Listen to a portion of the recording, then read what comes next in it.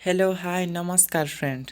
तो आज आपण मानकु एई वीडियो रे +3 एडमिशन किपरि हेबो एवं ऑनर्स कौन इलेक्टिव कौन कंपलसरी कौन पढ़िबो एही सूचना देवा लगी कम समय रे अधिक सूचना देवा लगी आपणको स्वागत करुछि बीएस टीचिंग। सो आज आम जानिबा कि +3 एडमिशन 2024 रे ऑनर्स कौन इलेक्टिव कौन एवं कंपलसरी कौन एसीसी मध्य कौन। तो जो मैंने +3 पढ़ाई एडमिशन नहीं जाऊछ आज नु स्टार्ट होउछे ऑनलाइन अप्लाई। तो ऑनलाइन अप्लाई करने पूर्व यही वीडियो को देखंतु आ किछि देखिबा दरकार नहीं आपण निजे चॉइस करेंगे निजे ऑनर्स एवं एडमिशन पाई प्रिपेयर हेबे। ओके सो आमे जीवा टिके जल्दी। तो ऑनर्स कौन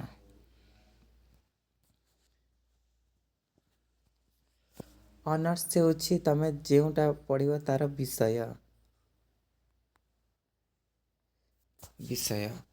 तो आपण जदि हिस्ट्री नेउछंती पॉलिटिकल साइंस नेउछंती ओडिया इंग्लिश विभिन्न एमितिका सब्जेक्ट अछि जहाँ को आमे ऑनर्स कहि थाउ। तो आपण जदि ऑनर्स पढ़िबा को जाउछ पहले ऑनर्स आपणकर एई फर्स्ट सेमिस्टर रे दुईटा पेपर पढ़ा हुए सेकेंड सेमिस्टर मध्य दुईटा थर्ड सेमिस्टर रे तीनटा एमिति होई थाए।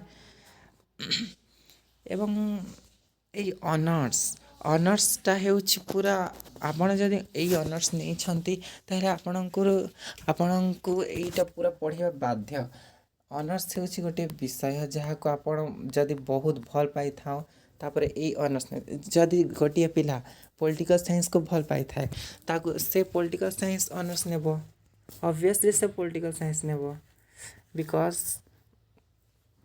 तार पॉलिटिकल साइंस प्रति बहुत भल नंबर आसी जार जो सब्जेक्ट रे जार जो सब्जेक्ट बहुत अधिक बा भल मार्क आसी से ऑनर्स नहीं थाए। तो आपण जानी पारिथिबे कि ऑनर्स बेले कौन। तो इलेक्टिव रे जीवा इलेक्टिव हेउछि ऑनर्स नेबो ऑनर्स आपणकर पॉलिटिकल साइंस हला। तो पॉलिटिकल साइंस पर आपण इलेक्टिव रे आपण सपोज हिस्ट्री नेबो इकोनॉमिक्स एमिति एजुकेशन एमिति अच्छी।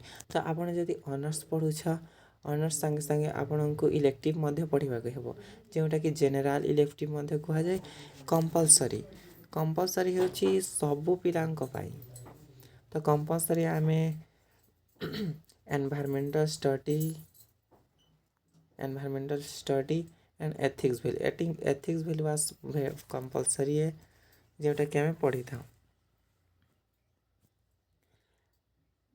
ऑनर्स कौन जानिल ऑनर्स कौन जानिल इलेक्टिव कौन जानिल एबे कंपलसरी आमर कंपलसरी बेले एटा आमर पढ़िबा को बाध्य।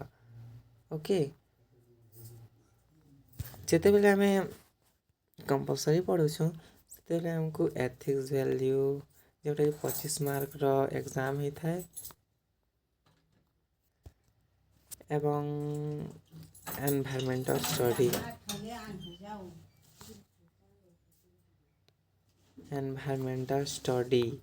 पढ़ा को होता है। तो ऑनर्स बेले होछि विषय जोटा कि आमे चॉइस करि थाउ कि एटा आमे नेमा एटा मोर फेवरेट सब्जेक्ट।